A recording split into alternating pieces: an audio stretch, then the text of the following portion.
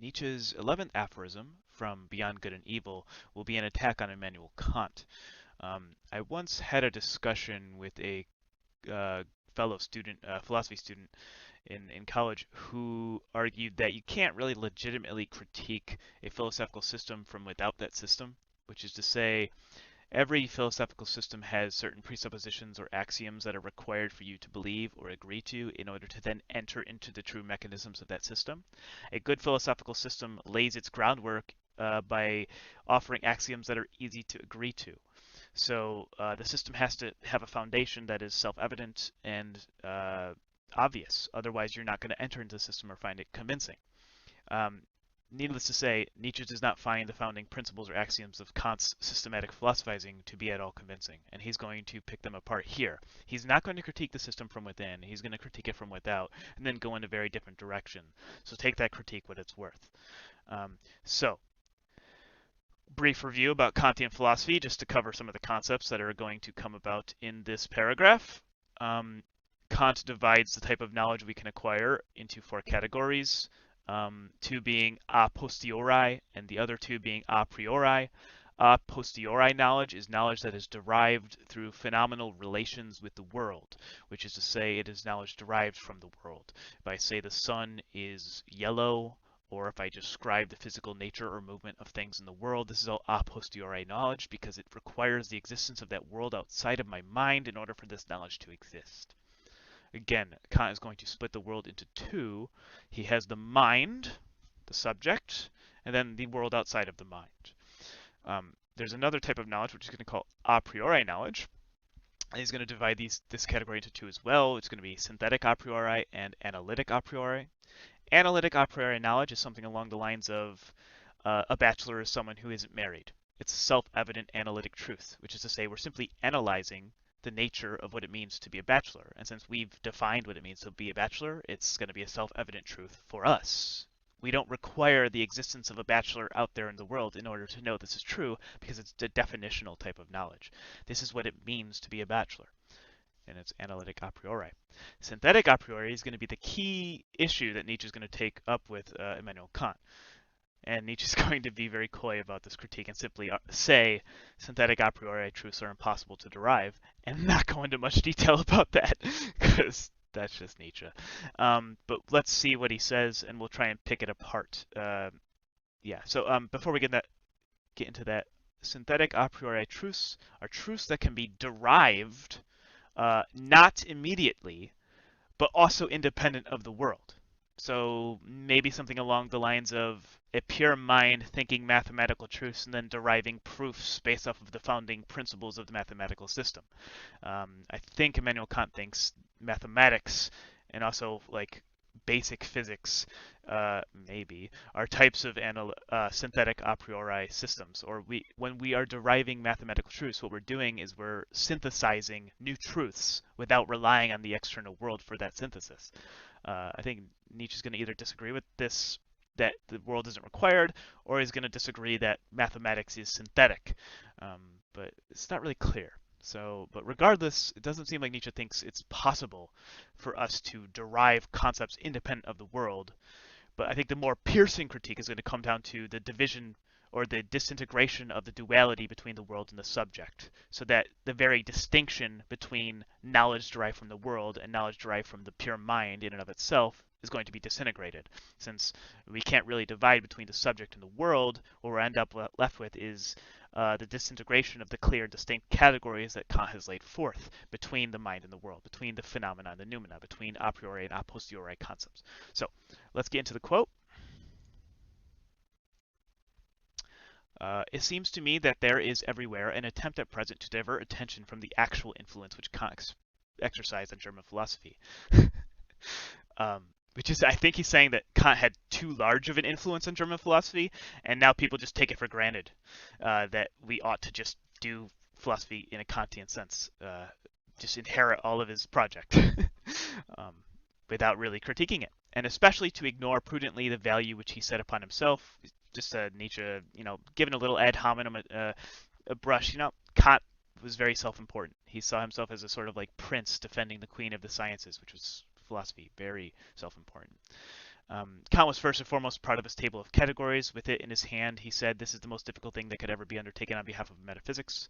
So uh, Nietzsche's going to make multiple comments that Kant's work is too complex, too wordy, and sloppy, basically. He needs way too many words, way too many categories to extend out the system, and at the core of the system, Nietzsche doesn't see anything convincing, so why on earth would we even develop all this complex and complicated systemizing philosophy if we don't even have a stable foundation upon which to rest it? And Nietzsche's going to say we don't. So, he was proud of having discovered a new faculty in man, the faculty of synthetic judgment a priori. Again, this is, I think, the pin of Nietzsche's critique. Kant argues that we are capable of deriving things independent of existence, synthesizing knowledge independent of existence. And I don't think Nietzsche thinks this is possible.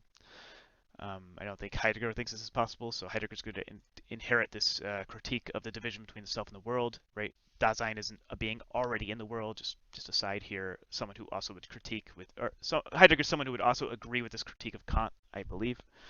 So um, anyway, discovered a new faculty in man, the faculty of synthetic judgment a priori. Granted that he deceived himself in this manner.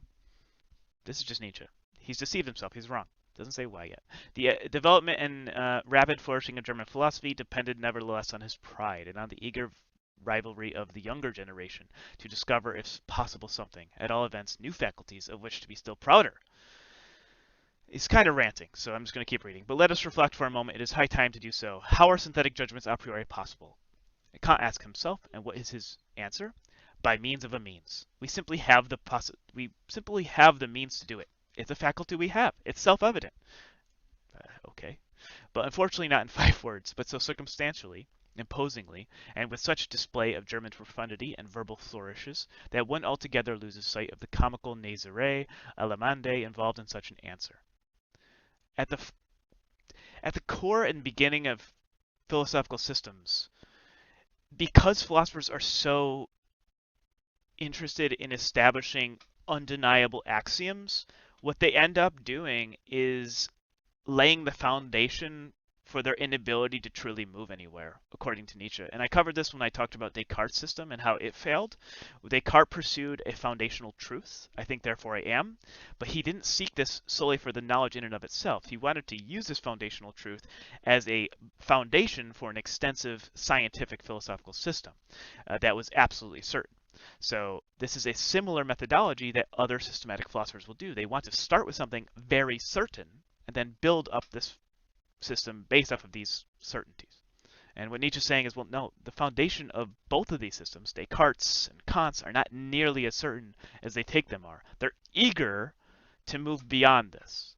But this isn't good philosophizing, Nietzsche thinks. Nietzsche is much more skeptical about these foundational principles and ideas. Anyway, back to the quote. People were beside themselves with delight over this new faculty, because they've created something, and now all the academic philosophers have something to read and do for their careers. They have meat to chew on. And the jubilation reaches climax when Kant further discovered a moral faculty in man. So not only do we have the faculty to derive knowledge completely independent of existence and experience in the outside world, but we also have just an inherent moral faculty. Wow, that's amazing. Cool. What is this moral faculty? Let's keep going. Anyway, for that, the time Germans were still moral, not yet dabbling in the politics of hard facts. Nietzsche opposes the simple moral faculties of man as a sort of naive Christian belief. Oh, we're just moral. We just know what is good and bad. It's just that simple. And this is, for him, bad philosophy. Goodness, evil, bad are anything but simple, and we don't yet understand them. We don't understand where they come from in our own minds. We don't yet understand what purpose they serve, and we don't understand yet what they're actually capable of doing. These concepts aren't as simple as we think they are. So how can we go about developing all of this other systemizing philosophy if these founding principles are so wrong? Anyway, back to the quote. all the young theologians of the Tübingen Institution. Again, this is the historical, practical side of philosophy. When you get a philosopher who presents a very interesting problem, regardless of how right or wrong that problem might be, and now all the other academics have work to do and a reason why they should be academics and theologians. They got a bunch of stuff to support their beliefs and their naiveties, and they're very indebted to Kant for this. Anyway, um, yeah. Uh, all seeking for new faculties of man. This is the way that they're examining the human mind. What are we capable of doing? What are our faculties of our own mind? And what did they not find in that innocent, rich, and still youthful period of the German spirit, to which romanticism, the malicious fairy, piped and sang, when one could not yet distinguish between finding and inventing? So, finding and inventing. Key. I mean, Nietzsche's saying it like, now we Germans know that all philosophy is invented. It's not exactly true. He thinks philosophy is invented and created, and the philosophical project is a creative one. But he's saying Kant thinks philosophy is one of discovering elements of the self. But in and so discovering the elements of self, the same mechanisms that are examining and articulating and creating are always at work. So there's no way to sort of like meet the self in its pure selfness. There's always this examination, processes, creative faculties going about. So maybe Nietzsche's saying the founding principle of humanity is creative faculty. I don't think he's saying that. That's dumb. Let's just move forward to the quote. Above all, a faculty for the transcendental. And this is key. I mean, Kant is always moving for the possibility of the transcendental. He's always trying to get back to the God. He's always trying to get back to a hard-lined moral philosophy, the categorical imperative, right? Because these are the goals of the system. In order for a philosophy to succeed, a philosophy has to be able to establish these very high-minded, transcendental, theologically absolute moral systems and axioms and claims. Nietzsche doesn't think this is possible.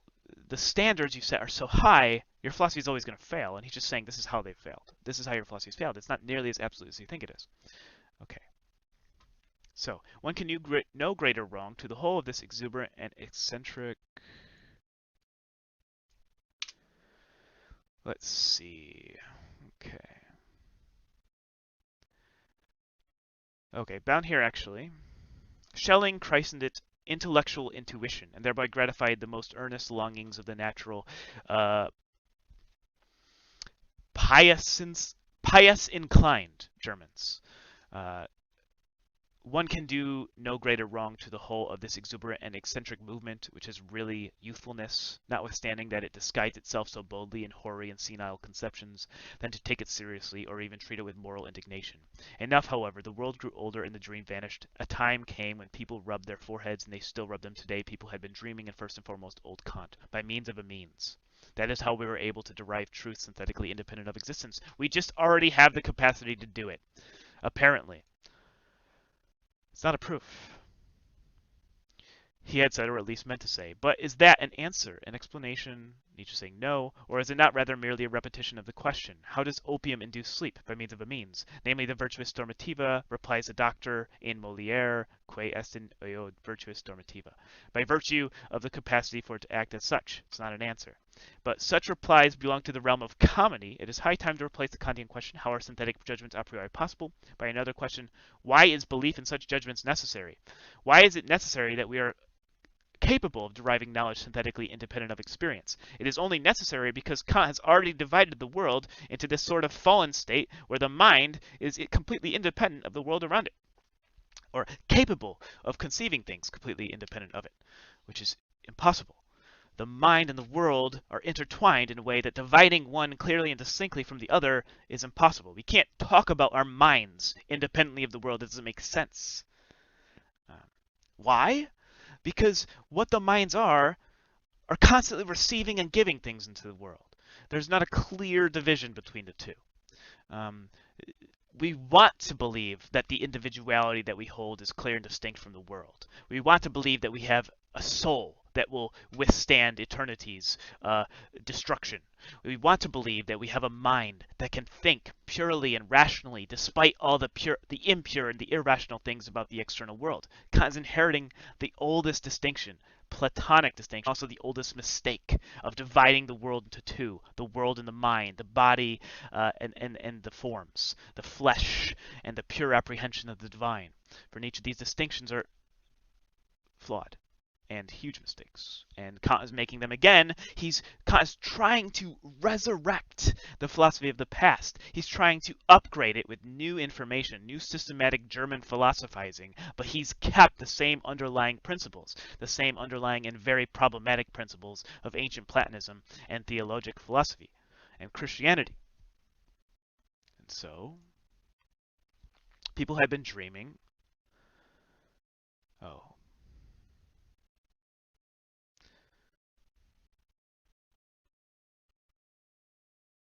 and I'm just going to go down here.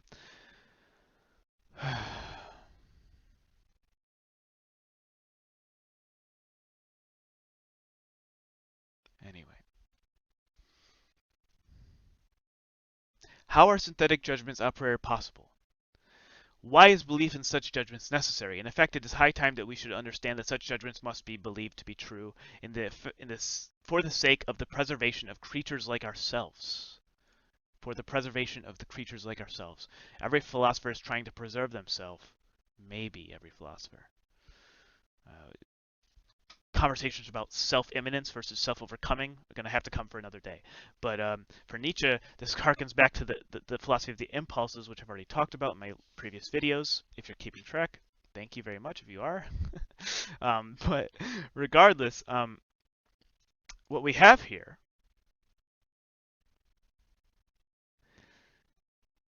is a desire to substantiate and uplift and concretize and eternalize Christian desires for absolution. The absolute self, independent of the world, would then make it possible, in a certain sense, for the soul to exist. And in this soul, which is purely independent of the world, we have the faculty for moral judgments, the faculty for synthetic a priori derivations. And so, since you are always just trying to resurrect these Christian beliefs, which Nietzsche believes at foundation are naive and should be discarded entirely, the entire system is polluted. I hope you understand it that a certain virtuous dormitiva had to share in it. A dormant virtue, which is to say the Christian one. Thanks to German philosophy, it has a delight to the noble idlers, the virtuous, the mystics, the artista, the three-fourths Christians, and the political obscurantists of all nations to find an antidote to the still overwhelming sensualism which overflowed from the last century into this, in short, sensuous assumpire. Sensuality is an insult here. Nietzsche is saying that the people who are most attracted to philosophy, like Kantian systemizing, Descartes systemizing, are Christians, artists, mystics, people who at grounds and in their own minds have not with any rigor truly examined ideas which they believe in. What they are believers, first and foremost. They're believers first and foremost, and then they use knowledge, or what is mostly sophistry, to substantiate and upbuild these beliefs.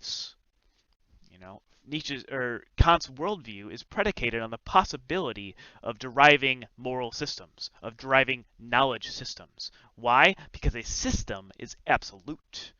That's what the German thinks a system is in the 18th century and 19th centuries. This is the German philosophical project.